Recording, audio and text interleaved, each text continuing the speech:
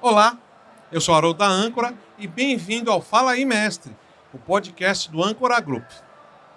Hoje eu tô com um casal super empreendedor, conhecem tudo, são, fantásticos naquilo que eles fazem. Eles vão estar falando de 3 ou 4 negócios deles hoje aqui. Tá? Eu tô aqui, com a Marilúcia e o Leandro da Masterwall e do Brazilian Builders e também do Aprumato. É isso? Isso aí. Tá? Muito bem-vindos. Eu, em nome da Âncora, estamos muito honrados em estar com vocês aqui e queremos agradecer a presença de vocês.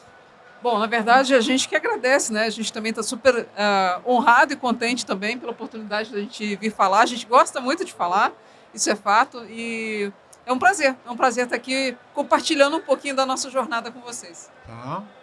Leandro? É isso. Agradeço a oportunidade. Parabenizo pelo trabalho, pela iniciativa, podcast, né? Pela iniciativa. O nosso mercado precisa muito disso. Sim. Eu vou te falar uma coisa. Durante a minha vida profissional, eu brinco que eu tenho algumas amantes. E minha última amante chama-se Construção a Seco. Então eu venho e a gente se dedica muito, não só eu, como todo o pessoal da Âncora, porque é um negócio que é importante para nós. Primeiro que a gente está para viver, para existir e ganhar com isso também. Mas trazer as melhores condições, as melhores soluções para vocês. Mas hoje a gente não veio falar de produto, a gente veio falar de vocês. Então, gente, quando é um casal, eu começo assim, como é que vocês se conheceram? Então, uma história longa, né? Não, mas vai ter que... nós só temos 1 hora aqui, então... Uia! Mas vamos lá. Foi bem inusitado, na verdade, assim. Sabe na época que tinha aquelas salas de bate-papo do UOL, do ZAS? Esse é o pessoal mais velho que conhece isso, né? Eu sei.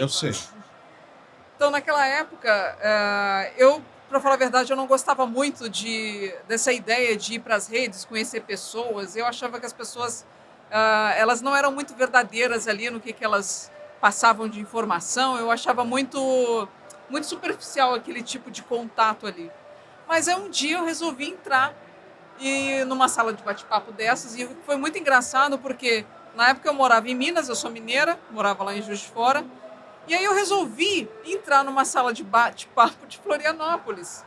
E lá nessa sala de bate-papo de Florianópolis estava o Leandro, que era de Porto Alegre, e a gente se encontrou numa sala de bate-papo de Florianópolis.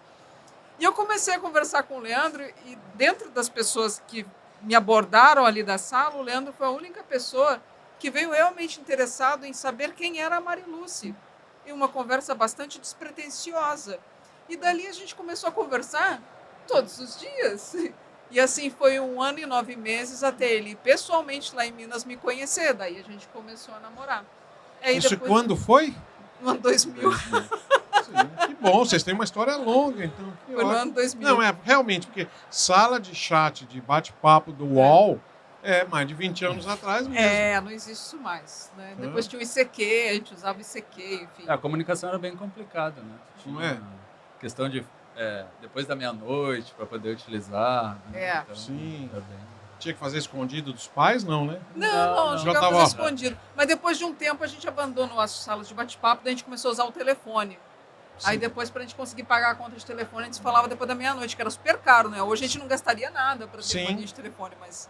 Naquela época eu gastava todo o meu salário do estágio para pagar a conta de telefone. Olha só. Então, era mais ou menos assim. E aí, olha, gente, só para vocês saberem, a gente está numa edição especial do Fala aí Mestre aqui na Construsul. Nós estamos em outubro de 2024, tá? Então, e aí vocês hoje moram aqui em Porto Alegre, não é isso?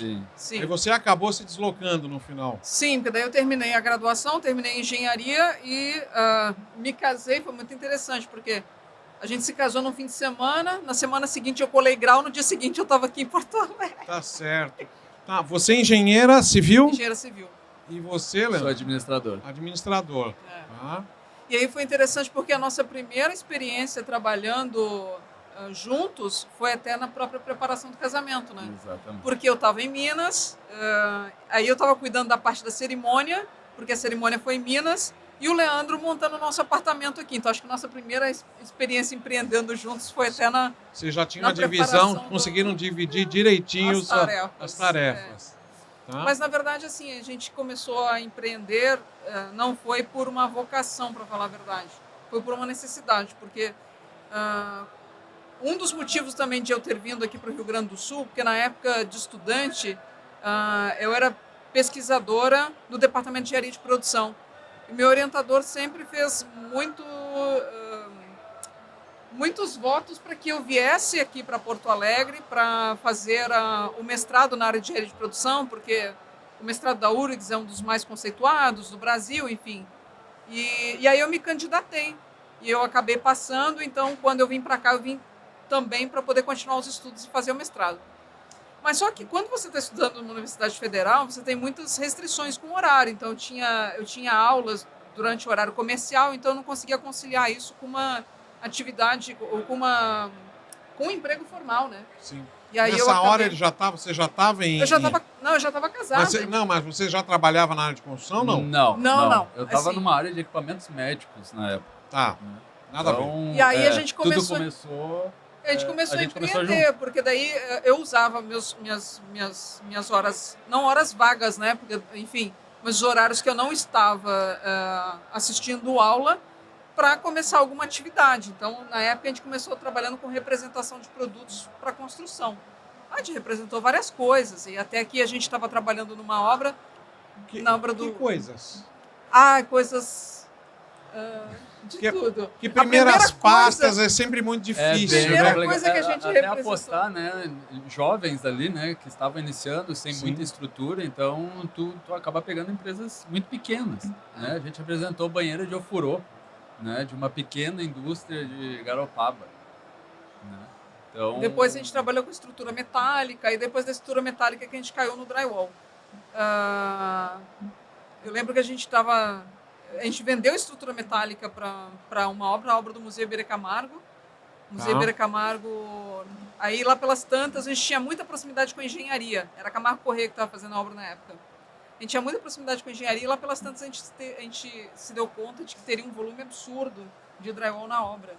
E como a gente tinha muita proximidade com a engenharia, a gente então pensou, por que não procurar um parceiro, ou enfim, uma forma para eu poder ofertar isso a para... engenharia da obra, naquele momento, estava tendo muita dificuldade em conseguir um parceiro local, né? Então nos pediu ajuda e aí E a gente foi dali mediar. A gente foi mediar isso. Que ano é isso? 2004. 2004. 2004, Casaram rápido, né? foi. É? Não, o nosso casamento foi em 2003. Eu já Aqui estava mesmo aqui se por um casou ano. mais rápido ainda. É, tá. viu? Tá. Você viu E que a eu gente nem começou- falei pra ninguém aqui que tá assistindo a gente o que vocês fazem, né?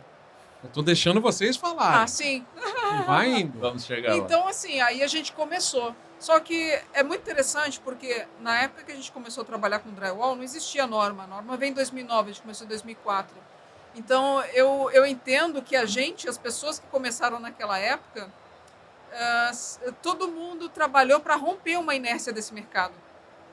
Então, por exemplo, hoje todo mundo que entra nesse mercado tem uma curva de aprendizado muito mais rápido, porque Sim. a gente muitas vezes ela não precisa de fazer esse trabalho de convencimento. Na época que a gente começou era bastante complicado, porque a gente não tinha norma. Quando você ia abordar uma construtora que estava interessada em usar o sistema, normalmente você tinha um projeto que era um projeto que foi concebido para alvenaria convencional, e você tinha todo um trabalho de convencimento, e aí muitas vezes você tinha... Isso existe até hoje, né? Mas naquela época era mais desafiador.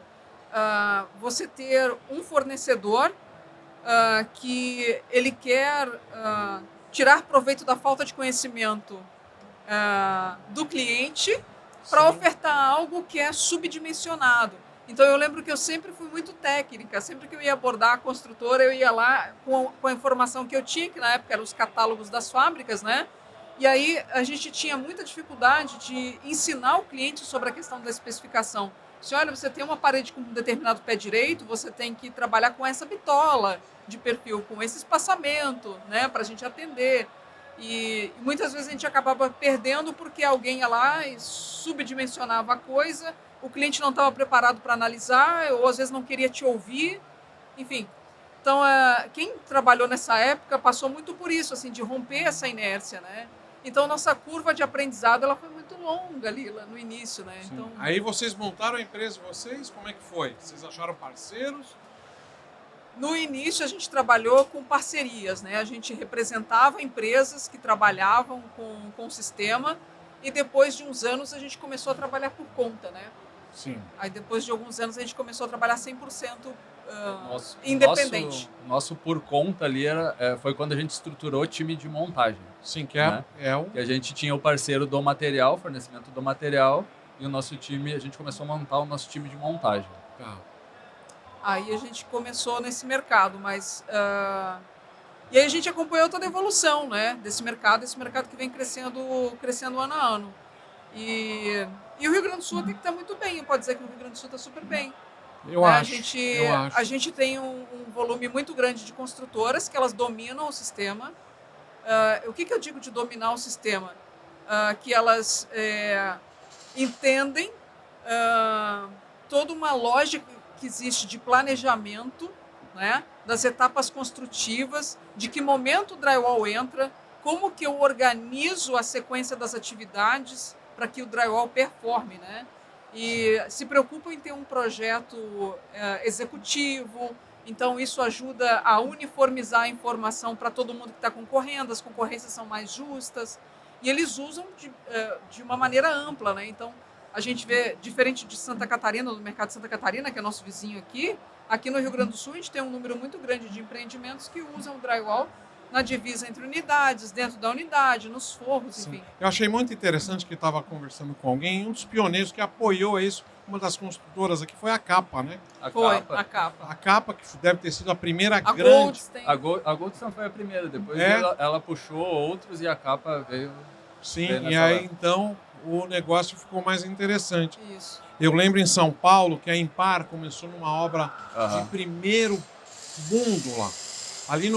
Ali era Moema, Ibirapuera, apartamentos, se não me engano, de 5 suítes.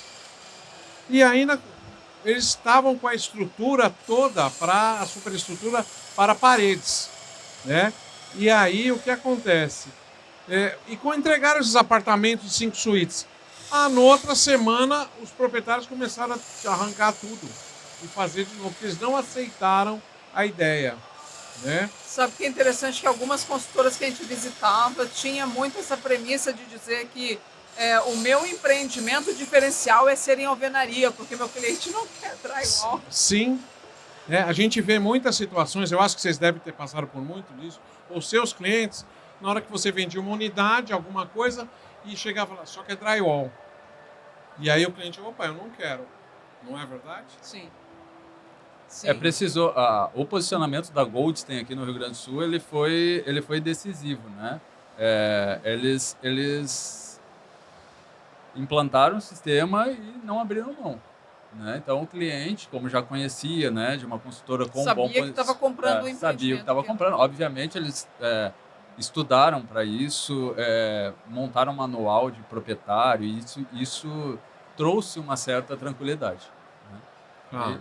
E ali foi para o Rio Grande do Sul, para Porto Alegre, foi uma escola. E aí a empresa efetivamente deslanchou. Na verdade, essa inércia, para a gente romper essa inércia, acho que principalmente pelo fato de a gente ter começado muito jovem. Eu lembro de ter ido nas construtoras e a gente, mesmo eu já sendo formada em engenharia, na época eu já tinha terminado um mestrado em engenharia de produção. Como a gente não tinha uma referência, e o gaúcho tem muito disso, né? O gaúcho quer saber, mas para qual construtora você já vendeu, tá? Quantas obras você já fez?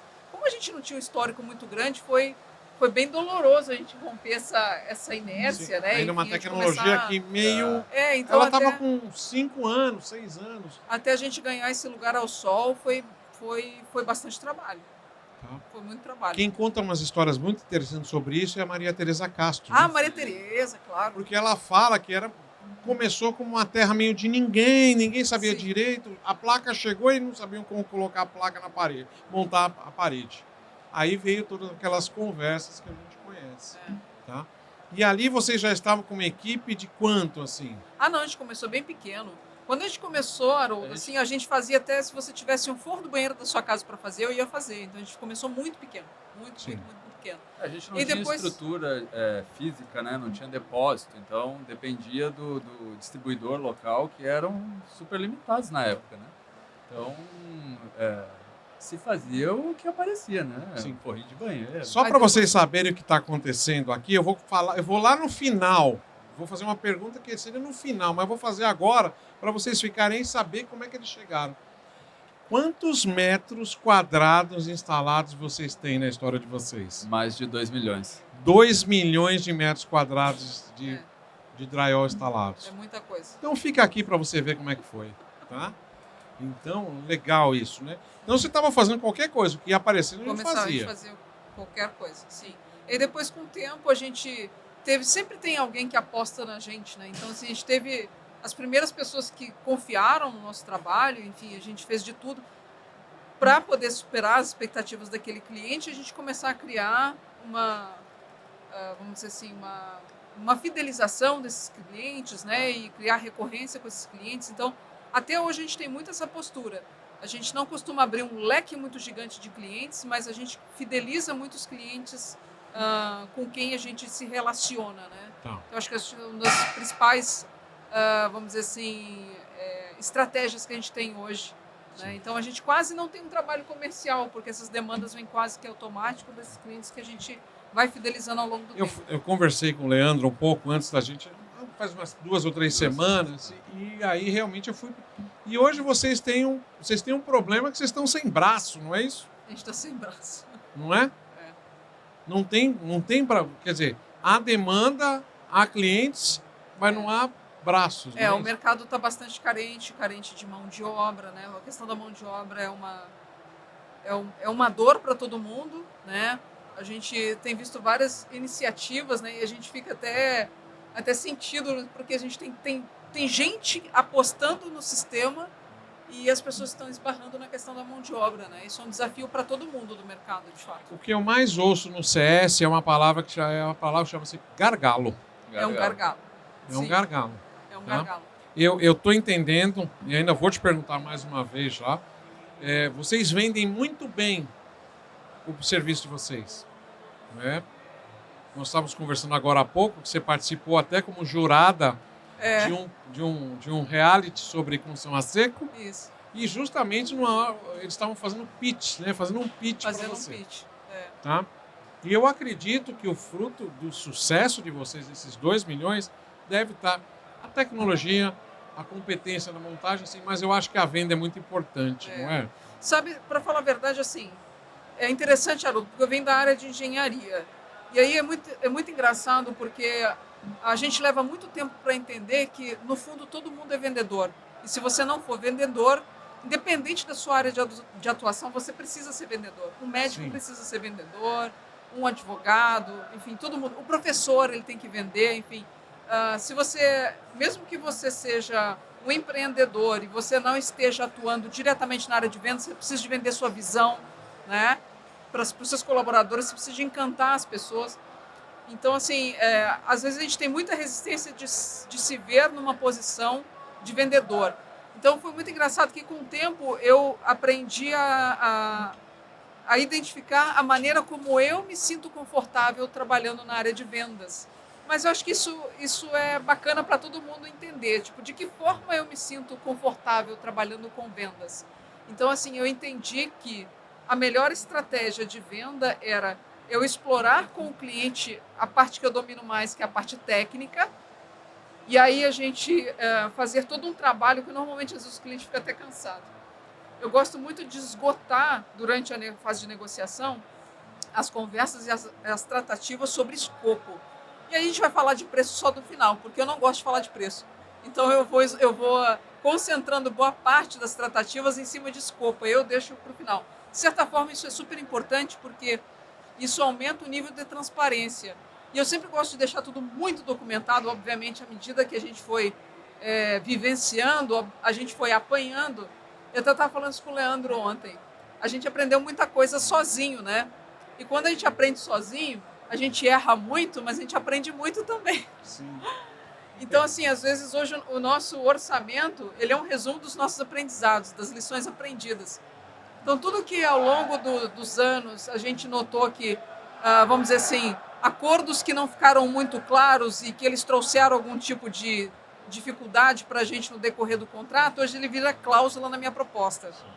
Eu acho muito interessante isso. Vocês conhecem a Carol Butiano. E na hora que ela vai entrar numa obra, numa empresa para considerar, ela fala assim, me traz os contratos. E eu acho que a primeira coisa é o contrato. Analisar o contrato. Tá? Eu entendo que você vai ali, você bota o seu escopo e chega com o preço no final. Mas hoje vocês conseguem, com esse monte de metros construídos, esse monte de obras, milhares de obras, deve ser milhares de obras, não? Não, porque os canteiros são grandes. Os volumes são grandes, Sim. né? Tá? Os volumes são grandes. Começa a contar por cômodos. Já viu que legal? O número que vai ser. Então vocês conseguem fazer e dar essa credibilidade toda. Está no meu contrato, é isso? Isso. Porque o que a gente menos quer, na verdade, no decorrer da obra, é eu ter um desgaste com esse cliente. Até porque, assim, a gente tem muitos canteiros que são de longa duração. A gente chega a passar até 2 anos e meio num canteiro. 2 anos e meio, muita coisa acontece numa obra. Um canteiro grande, né, que tem várias torres, enfim. Então a gente passa muito tempo. Então o que eu menos quero é ter desgaste com esse cliente. Até porque em 2 anos e meio, de repente a pessoa da engenharia com quem você tratou, ela sai, daí entra outro engenheiro, as pessoas entram e saem. E aí você precisa de ter aquilo documentado, senão, eu vou te dizer, a gente já passou por tanta coisa que eu acho que dava para escrever um livro. Olha, eu acho que já pode começar a escrever, senão vão começar a esquecer. Você quer ver um outro tema também que é bastante delicado, que a gente aprende todo dia, Haroldo, porque assim, cada canteiro é um canteiro. Cada canteiro é um contexto e cada canteiro você está lidando com pessoas diferentes. É a engenharia que manda na dinâmica toda da obra, então cada canteiro novo monta um contexto, um cenário diferente, então a gente sempre tem o que aprender. Às vezes a gente vê situações que a gente já vivenciou no passado se repetindo, mas a gente sempre tem uma coisa nova para a gente aprender nos canteiros. Mas aí tem algo que a gente está aprendendo bastante, que é sobre os aditivos, né, Leandro? Esse sim dava para escrever um livro. Sim, né? Aditivo contratual. É uma dor de todo mundo, né? Uma dor. O aditivo é uma dor de todo mundo. Tem gente que usa o aditivo para entrar com valor muito baixo e depois... Tá. Né? Então, entendi. Usa, tá. Então vocês estão trabalhando num projeto, um orçamento, numa concorrência, e aí você tem um competidor que entra com uma condição diferente. Uma E condição lá na mais linha flat. ele Escondendo o aditivo. É porque, na verdade, a gente tem uma postura contrária. Isso, em algum momento, é que, na verdade, o que eu procuro numa negociação? Eu procuro criar reciprocidade. Então, o cliente que quer fazer a coisa certa, ele valoriza isso. Então, por exemplo, se eu, como especialista do sistema, eu já estou previamente identificando que algo vai surgir no decorrer do contrato, eu já trago isso agora. Eu não deixo para apresentar uma surpresa depois para o meu cliente. Então, eu já trago aquilo para a conversa. Assim, olha, nessa situação aqui, você vai precisar de prever esse arremate. Então, eu já estou considerando aqui. Essa linha aqui que eu estou colocando é porque no projeto não deixa claro, mas eu, como conhecedora do sistema, eu sei que você vai precisar disso aqui. Então, eu já estou trazendo o custo agora. Porque discutir aditivo depois é uma dor. Porque o aditivo ele tem um processo muito longo dentro da construtora. Às vezes a gente fica com um aditivo ali, sei lá, rolando de 2 anos. Então, isso tem impacto no fluxo E isso de pode caixa. parar todo o processo de uma maneira, né? Então só faz a parte de baixo, ou só faz a parte de cima. Sim. Não é isso? É bem interessante. Hoje vocês estão em quantas obras? A gente normalmente, hoje a gente toca em torno de uns 14 canteiros simultaneamente. Mas são obras grandes, né? A gente tem obras que São um grandes canteiro só canteiros, costuma ter né? uns 4 canteiros. Tá. Quantos profissionais estão embaixo do guarda-chuva de vocês? 100 profissionais mesmo. Todos 100? 100. Vocês têm 100 profissionais embaixo do guarda-chuva de vocês? Né? Como funciona essa estrutura? Você tem parte, você deve ter terceirizados, gente de confiança? Não, todos registrados. São todos seus funcionários? Hoje tu não consegue atuar dentro de uma grande construtora sem registro desses colaboradores.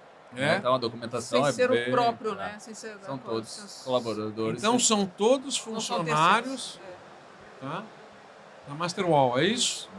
Olha só. É uma galera. É uma turma. É um time de peso. E hoje vocês trabalham muito, vocês têm escritório, não estão mais dentro de casa ainda? Que vocês ficaram um pouco mais... A gente passou por um período, né, agora de transição com o filhote, né? Mas a gente tem uma sede e a nossa sede, ela parece muito com uma...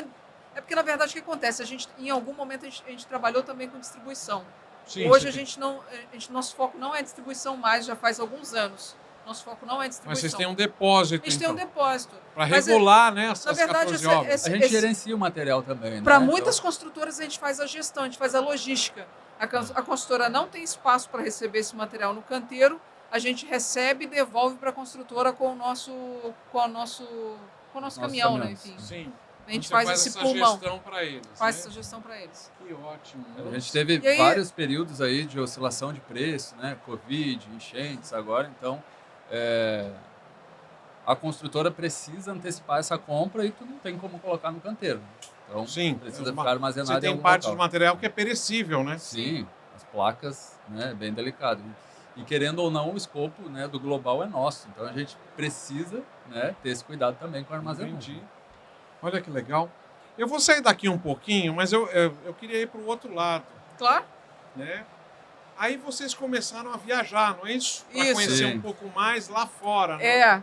Na verdade, assim, a gente começou a buscar referências do nosso sistema, isso quando a gente começou também a estudar mais sobre Light Steel Frame. Né? Light Steel Frame, a primeira experiência que a gente teve foi em 2009, né? A primeira obra que a gente fez. E aí, na época, o mercado estava começando. Nossa, era muita loucura que a turma fazia. É muita solução maluca para fazer sistema de tratamento de juntas. Nossa, o mercado... Enfim. E aí a gente começou, em 2017, a gente começou a viajar de férias, mas também com foco em aprender mais sobre o sistema. E aí, em 2018... Aí, você vai falar do quando houve o batismo do... Sim, eu vou falar. Não, eu vou falar. Então tá bom. Eu vou falar. Então você ia falar disso agora, não? Posso falar, pode Você ia falar disso Sim. agora? E aí vocês vieram e formaram um canal, né? Um canal de relacionamento numa rede social, nas redes sociais, que é a Brazilian Builders, não é isso? Tá? É isso aí. O que ela faz? Calma, eu só quero saber primeiro o que faz. Depois a gente vai chegar na parte tão legal quanto. Assim, ó, qual que era a ideia? Na verdade, a ideia foi do Leandro, da gente compartilhar, porque a gente estava indo para fora. E aí a ideia era a gente criar uma comunicação com os profissionais de engenharia, de arquitetura, construtores, incorporadores, enfim, mostrando para eles como esse mercado é desenvolvido fora do Brasil e mostrar esse gap tecnológico que existe entre... A gente gosta muito, a gente usa muito como referência o mercado americano. Obviamente eu estou falando também de Europa, estou falando de Oceania, enfim. Mas quando eu falo mercado americano é porque é a nossa referência, né? Então a gente começou a ir para feiras nos Estados Unidos e aí em 2018 que a gente começou a gravar. Foi a primeira vez que a gente foi para os Estados Unidos, a gente começou a gravar matérias nessas feiras e aí eu também comecei a parar na frente dos canteiros e a explicar o que eu estava vendo, né, para as pessoas, e comecei a gravar algumas matérias e a gente lançava isso no YouTube. Mas não tinha nome, né, ainda, né? Na verdade, ele tinha um nome que era Mestres da Construção Mestre da Construção a Seco, né? Era um nome provisório. Sim. E aí, peraí, vocês têm uns padrinhos, né, no negócio de vocês. Tem uns padrinhos muito legais. Agora é a hora, vai lá, pode falar. Tá bom. Assim, na primeira vez, em 2018, a gente foi para Orlando para participar da IBS, né, International Builders Show. E aí a gente ficou sabendo, na feira, foi a primeira vez que a gente foi gravar matéria, né? E tem as primeiras matérias que a gente gravou, minha nossa. Mas enfim, aí a gente ficou sabendo que no stand de um fabricante de esquadrias ia ter uma sessão de bate-papo com os irmãos da obra. E aí ia ter um pacote completo, porque ia ter um mediador, seria possível fazer perguntas, tirar fotos e pegar o livro autografado da biografia deles, né? Eu falei assim, nossa, pacote completo. E aí eu me lembro que a gente entrou dentro do stand, aguardou eles chegarem, E é muito legal que o americano é muito discreto, né? Se fosse brasileiro, meu Deus, a turma ia estar enlouquecida. E assim, eles são super simpáticos, assim. E tinham poucas pessoas dentro do stand e a gente ficou distante deles como daqui até a ponta da mesa, assim, a gente estava muito perto deles. E aí tinha um mediador e eles chegaram super simpáticos ali, conversando com todo mundo, e esse mediador começou a pegar perguntas das pessoas, né? E aí o Leandro começou, faz uma pergunta para eles, faz uma pergunta para eles. Eu, meu Deus, o que eu vou perguntar, o que eu vou perguntar? Olha, eu tenho essa coisa, quando eu participo de algumas coisas assim, eu tenho que fazer alguma pergunta, eu quero aparecer, eu quero... E aí eu falei assim, meu Deus, eu toda sem jeito, né, de perguntar, assim, o que eu vou perguntar para os caras? E aí eu falei assim, bom, eles são família e eu também trabalho com meu marido, né? E aí eles intimidaram ainda, porque eles chegaram lá falando, brincando, mas era brincando sério, né? Eles falaram, olha, podem perguntar o que quiser, só não faz pergunta idiota. Tá. Eles começaram, vocês perguntam o que vocês quiserem, só não façam pergunta idiota. Aí eu, caramba, o que eu vou perguntar? Daí eu falei, eu comecei falando para eles, olha, eu sou do Brasil. Eu falei, como é que eu vou explicar para eles o que eu faço, né? Aí eu deixei eles imaginarem que eu era empreiteira, né? Eu expliquei que eu trabalhava com meu marido, e eu falando para eles assim, olha, é um desafio trabalhar em família. Como é para vocês trabalharem em família? E aí o Drew, que é o mais sério, que é o corretor. É o corretor. Aí o Drew começou, boa pergunta. Eu, ai, que bom que ele achou que era boa pergunta. Você falou isso? Você falou? Aí ele falou, boa pergunta. Eu disse, que bom, né? Que bom que ele achou que era boa. Não, eu não falei, eu só pensei. Aí é muito legal porque os dois são muito sintonizados. Óbvio, eles são gêmeos, né? Trabalham juntos. Então, eles, um fala, outro completa, um fala, outro completa. Eles têm uma dinâmica muito legal, assim, falando juntos, né? Eles são muito conectados. E aí eu lembro que o Drew começou a falar e ele começou a responder sério. Sim, é verdade, porque eu não lembro exatamente o que ele falou, mas ele falou alguma coisa no sentido assim de que nem todo familiar deveria trabalhar junto, nem todo familiar deveria considerar trabalhar junto. Ele falando sobre separar as emoções dos negócios, sobre chegar à noite em casa, enfim. Ele começou a discorrer sobre isso assim, e daí a pouco ele olha para o Jonathan assim e fala, Jonathan, eles são um casal. Eles deviam ter um programa só para eles. Aí o Jonathan falou, sim, Brazilian Builders. E aí a gente foi batizado. E aí eu falei assim, gente, eu não tenho como não usar esse nome no canal. Era no segundo dia que eu estava gravando matéria para o canal. Eu fui no primeiro dia, no segundo dia foi o dia que a gente encontrou com eles lá no stand. E aí o Jonathan não sabe que ele acabou batizando o nosso canal, Brazilian Builders. Você tem foto, você tem vídeo, coisas... Tem vídeo. Sim. Manda uma foto de vocês com eles depois pra gente, que até vou ver como a gente consegue colocar nas redes. Manda, tem a hora que ele fala Brazilian Builders. Aí é muito engraçado. Ainda, né? E é muito engraçado que se olhar nos vídeos nossos no YouTube, na abertura aparece o Jonathan falando Brazilian Builders. Só que ninguém olha pro cara e acha que é o Jonathan dos Irmãos à Obra, né? Daí quando a gente conta, caraca, meio assim, é o Jonathan dos Irmãos à Obra. Foi muito legal. E a partir daí a gente começou a criar conteúdo. Então a gente criou conteúdo nos Estados Unidos, a gente criou conteúdo na Califórnia, a gente foi em Los Angeles, São Francisco. Me ajuda a lembrar onde a gente gravou. Na Flórida. Na Flórida, em Orlando a gente gravou na Geórgia. A gente gravou em Seattle, a gente gravou em Vancouver, a gente gravou... Depois a gente foi para a Europa, a gente gravou coisa na Alemanha, a gente gravou muita coisa de AFES na Alemanha, a gente gravou em Portugal. Na Bélgica. Na Bélgica a gente gravou. Então tinha muito essa ideia de mostrar esse gap tecnológico. A ideia era boa, né? Sim. E a gente foi até dentro de Stanford, né? Que a gente foi lá no Vale do Silício, a gente gravou dentro de uma obra... Tinha ali, quando a gente começou, não tinha muito essa relação na rede social de fazer esse intercâmbio, sabe? Entendi. E aí depois disso começaram a aparecer outros profissionais fazendo isso e aproximando, porque a gente precisa aproximar. Hoje tu tem uma live de distância. Nós estamos falando Instagram, né? Não, isso é no YouTube. Na época era no YouTube. Como é que vocês estão no YouTube? Vocês têm quantos seguidores? No YouTube, é que na verdade o que acontece? Em 2020, no Covid, a gente parou de gravar conteúdos com esse formato. Então a coisa meio que... E daí foi quando a gente ficou um tempo sem viajar, enfim. Então, o mundo ficou sem viajar. A gente ficou uns 3 anos e meio sem viajar. Ficamos mais no Instagram. A gente começou ficando mais agora tá parado, a gente tá... a gente tem voltando. planos para poder retomar o Brazilian Builders aí, enfim. Que bom, tem que voltar sim, né?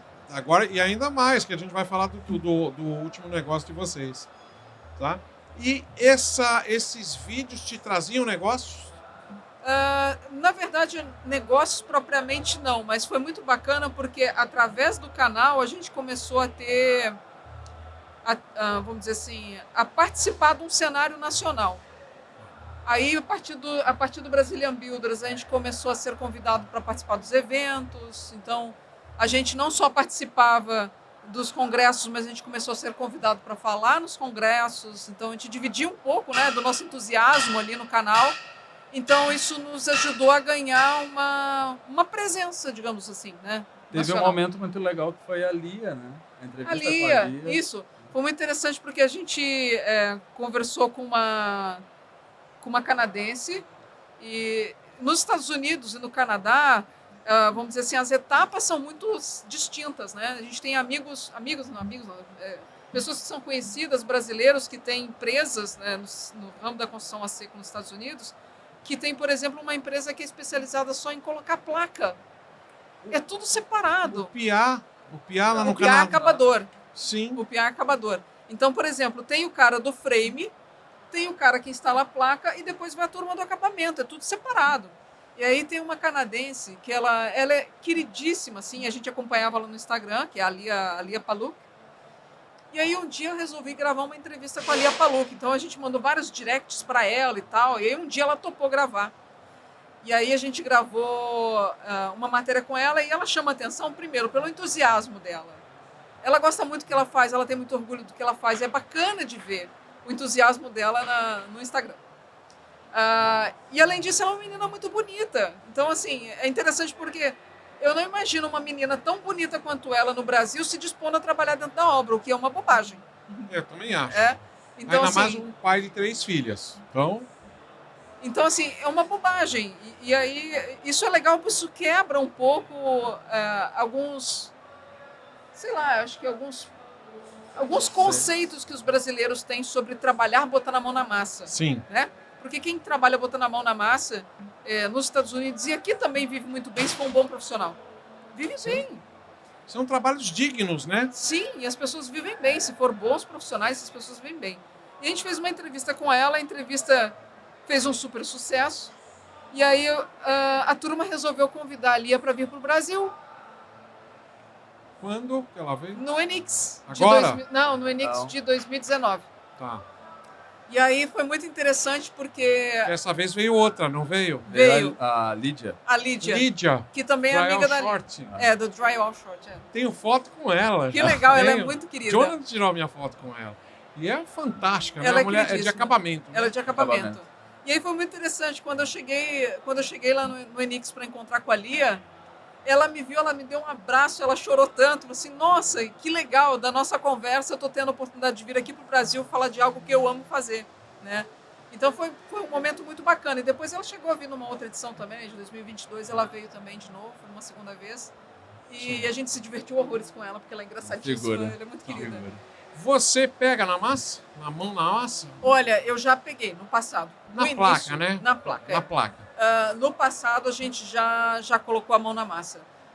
Eu lembro de ir para canteiro, carregar material. Eu já lembro de fechar buraco. Eu lembro de aplicar fita, né, em parede. Emplacamento. For removível, eu lembro da gente já ter pegado tipo um andar e meio para emplacar. Lógico que eu não deixei dinheiro da obra ver, mas eu fiz. Tá certo. Mas isso foi no passado. Hoje, na verdade, o que precisar fazer, a gente vai fazer, mas enfim. Eu imagino, eu sei, porque para você ser o melhor comandante, você tem que saber o que você está comandando, não é verdade? Então você tem que conhecer. Sim. Tem que saber fazer, né? A gente hoje e até para vender. Até para vender. Hoje eu não. A dificuldade, né? Tem que entender a dificuldade. Que não hoje quando a gente faz as formações, a galera às vezes chega, isso é fácil de instalar. Não é tão fácil assim. Não é mesmo. O Haroldo está te falando que não é mesmo. Não é.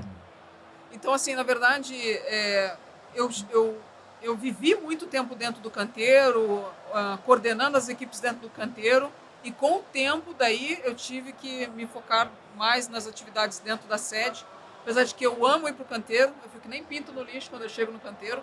Mas hoje eu não consigo ficar presente no canteiro como era no passado. Mas isso foi importante para que, enfim, eu consiga orientar e coordenar a equipe. Não, eu acho muito interessante. Eu sempre falo isso até nos treinamentos da âncora. Quem sabe mais, vende melhor. Sim. Isso é regra. Então vocês têm que conhecer muito bem o seu negócio.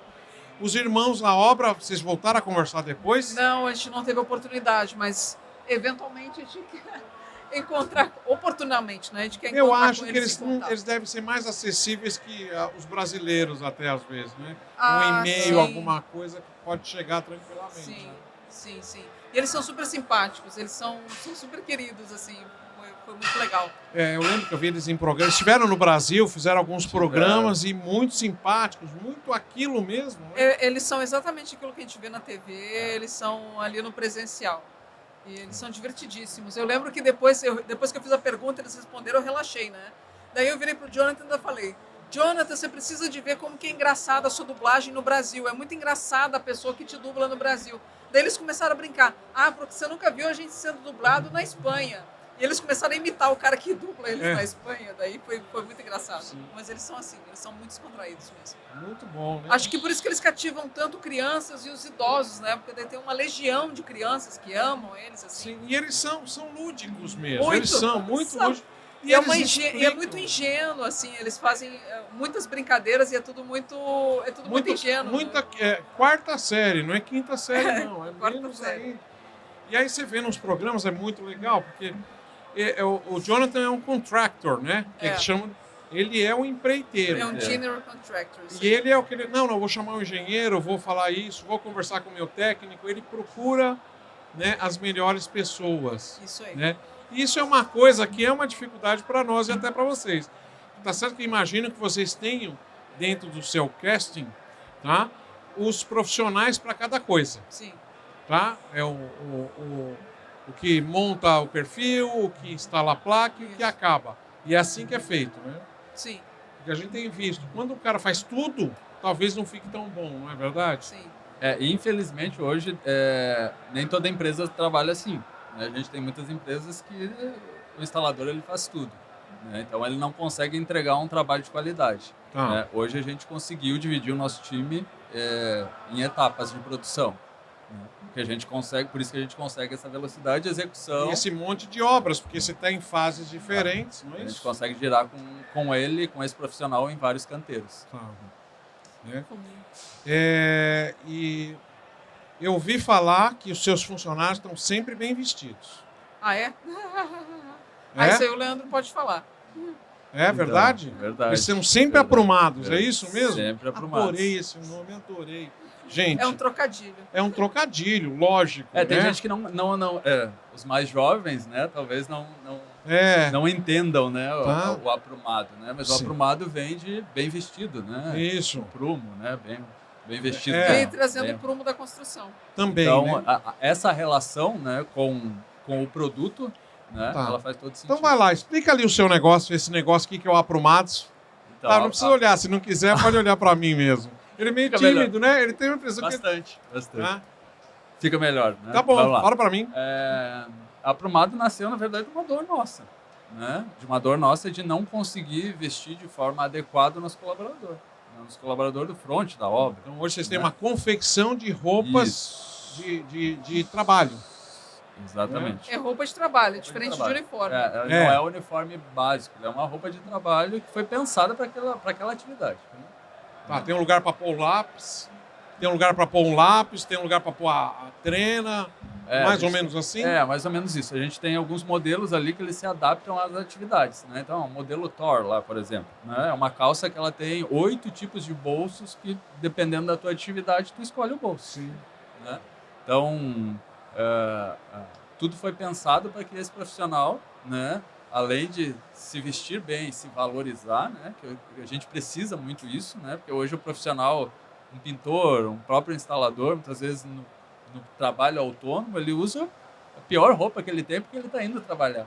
Né? É verdade. Sendo que a gente precisa fazer o contrário, precisa chegar no meu cliente para eu poder ser valorizado, bem vestido, né? Precisa passar uma boa impressão.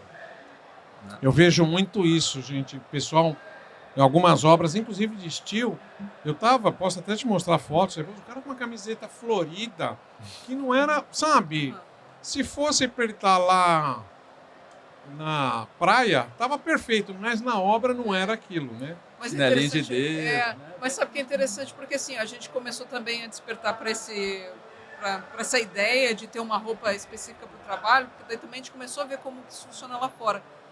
Então, quando eu falo lá fora, não é só no mercado dos Estados Unidos, na Europa também tem muito essa consciência, né, da pessoa investir numa roupa que traz para ela mais conforto, mais segurança, funcionalidade, né? Porque tudo isso também impacta na produtividade da pessoa, né? Então, a gente começou a acompanhar algumas marcas de workwear, dos Estados Unidos e da Europa, né? Como tem a Strauss, me lembra aí, tem a Bad.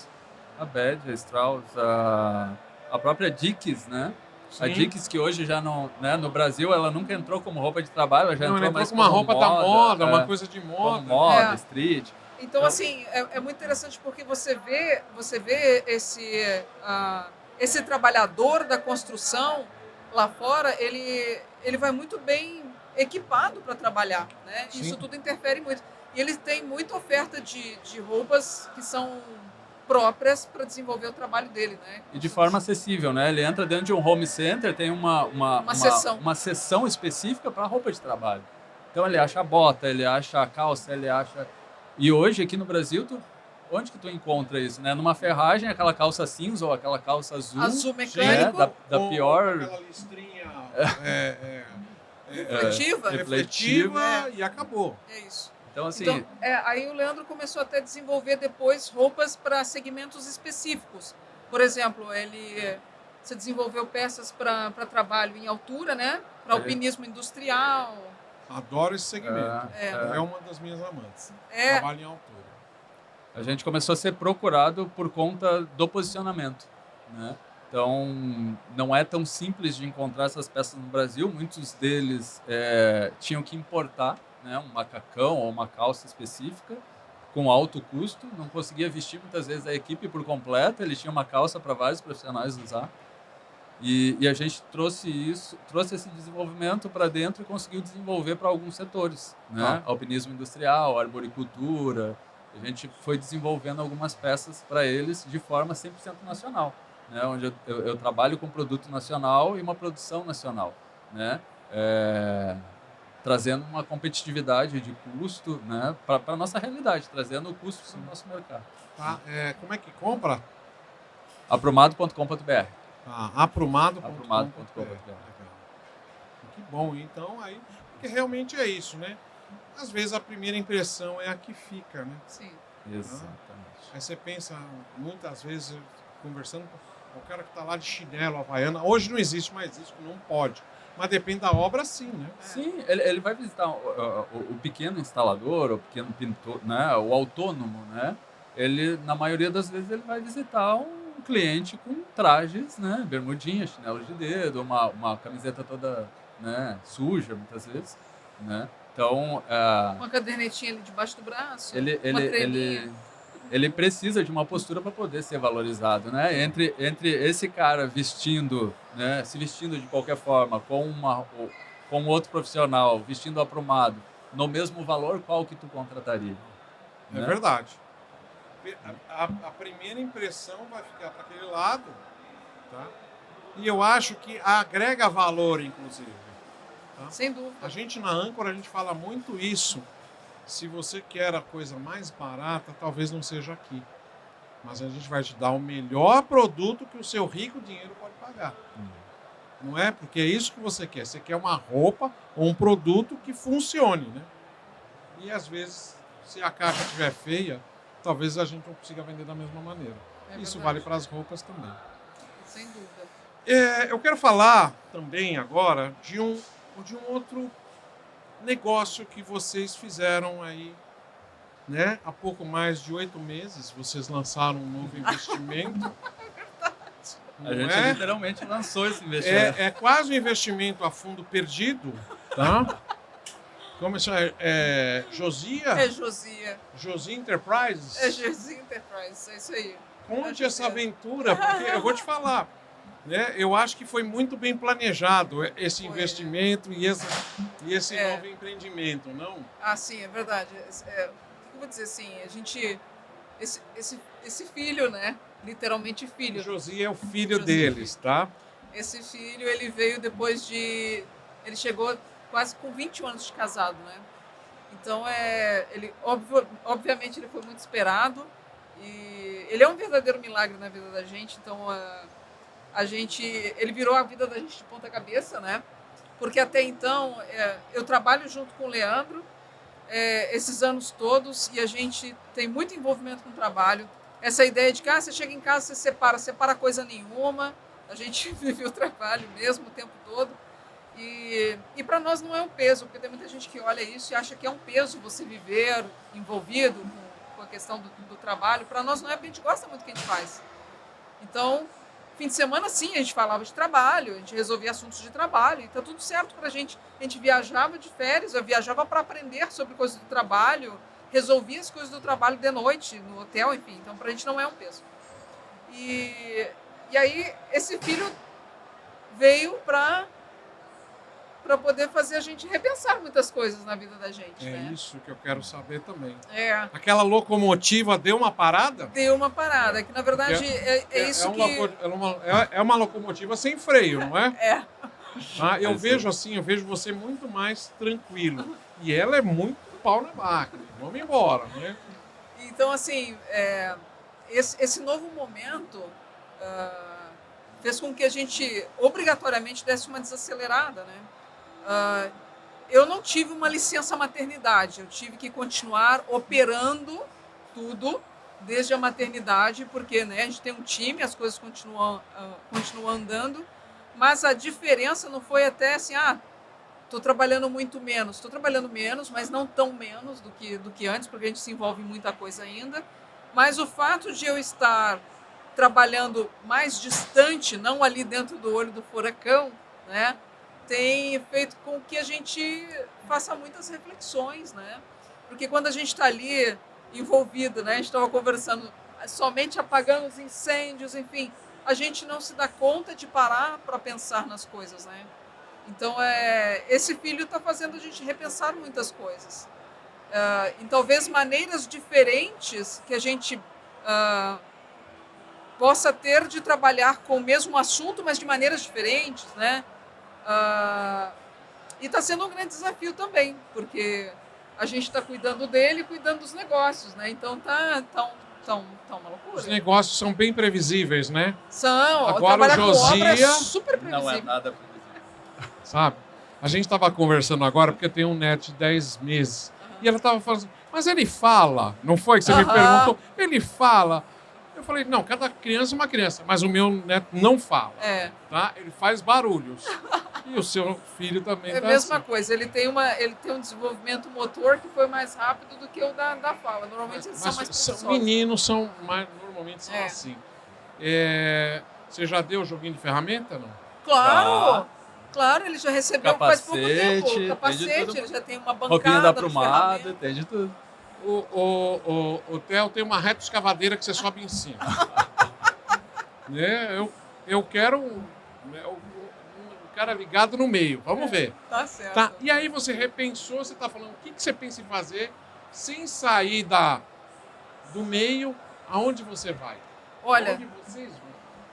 A gente não tem muita certeza, mas o que a gente entende é que existem muitas oportunidades para a gente trabalhar com o mesmo tema e explorar isso de maneiras diferentes. Na verdade, a gente não tem intenção de abrir mão daquilo que hoje é o nosso negócio, mas abrir participação em outros, vamos dizer assim, trazer para dentro do nosso negócio outras formas de atuar. Eu gosto muito dessa parte de educação, e aí algo que eu percebo assim que o mercado não tem muito é uma educação voltada para os profissionais de engenharia e de arquitetura, né? A gente fala muito em formação de mão de obra, mas os profissionais de engenharia e arquitetura também precisam muito.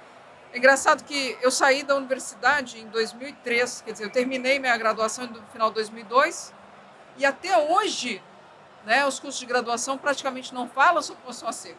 Não falam mesmo. E a gente já tem o sistema normatizado, o steel frame já está normatizado, a gente sabe que o sistema veio para ficar, está ganhando mercado, a indústria não está dando conta de produzir para atender o mercado. As fábricas estão anunciando ampliação, né? Saint-Gobain já ampliou, Knauf vai ampliar, então assim, esse mercado está só crescendo e as pessoas continuam não ouvindo falar sobre, não sabendo muito. Até hoje a gente vai abordar os profissionais numa negociação e eles têm dúvidas muito básicas sobre o sistema. Claro que ele não precisa ser um especialista, não precisa saber especificar, mas muitas vezes eles não sabem nem se é possível usar em área molhada, por exemplo. São dúvidas muito básicas, né? Então, eu acho que essa formação também tem que chegar para os profissionais Sim.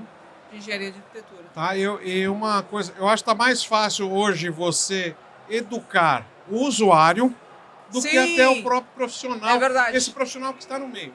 Você tem o montador, o instalador, o Sim. construtor e você tem muita gente, o o usuário. usuário. E ali no meio fica aquele limbo, né?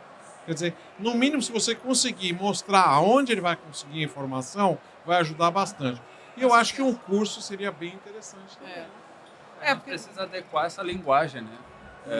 Não uma linguagem, o usuário final ali, né? O cliente final, ele precisa de receber uma linguagem mais simples, né? E a credibilidade, entender que isso hoje já é uma realidade, né? Não é aquela coisa de distante, de, né? Ter a ideia de que vai chutar o drywall, vai passar, que a gente estava comentando, né? Vai passar de um lado para o outro. Isso não existe, né?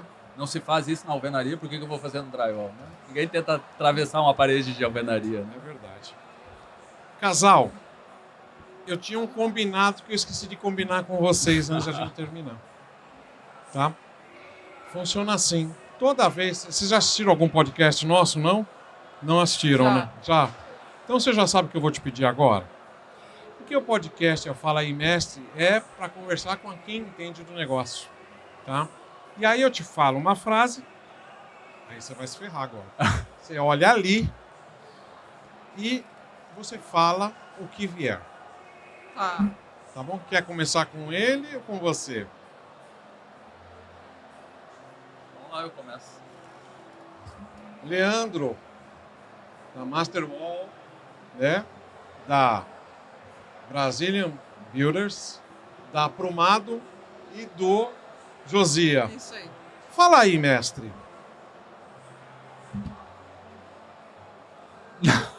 Vamos lá. O que vier na cabeça. O que vier na sua cabeça.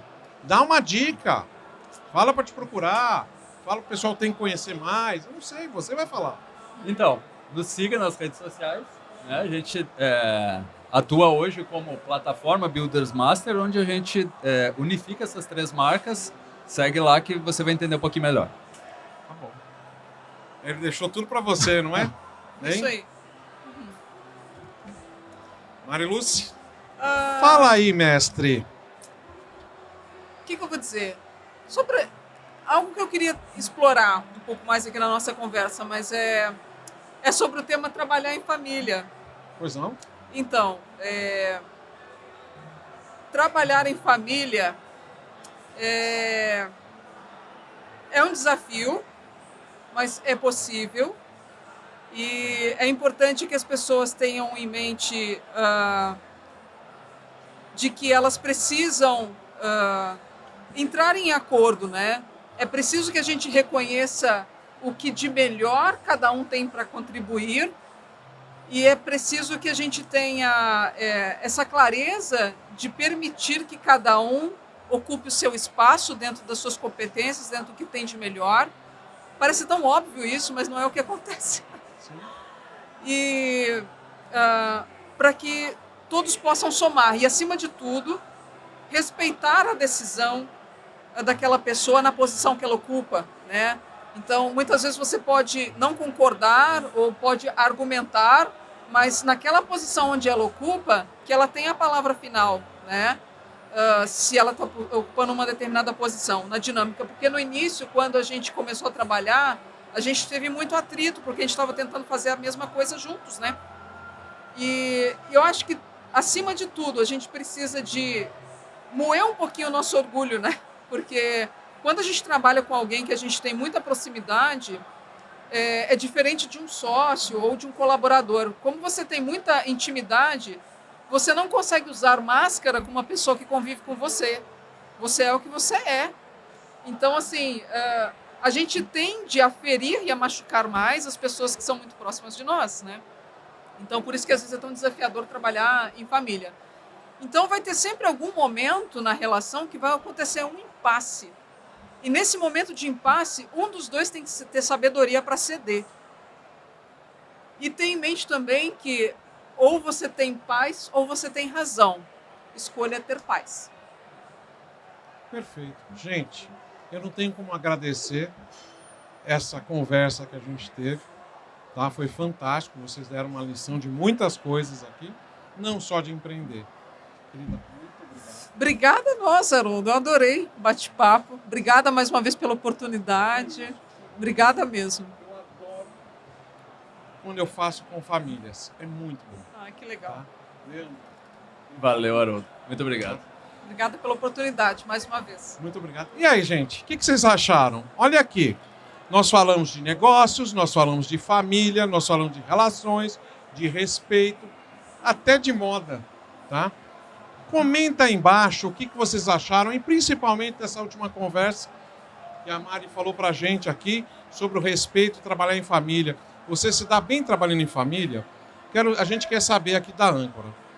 E eu quero agradecer vocês por estarem aqui com a gente e aguardamos vocês para o próximo episódio do Fala aí, Mestre, o podcast do Âncora Group.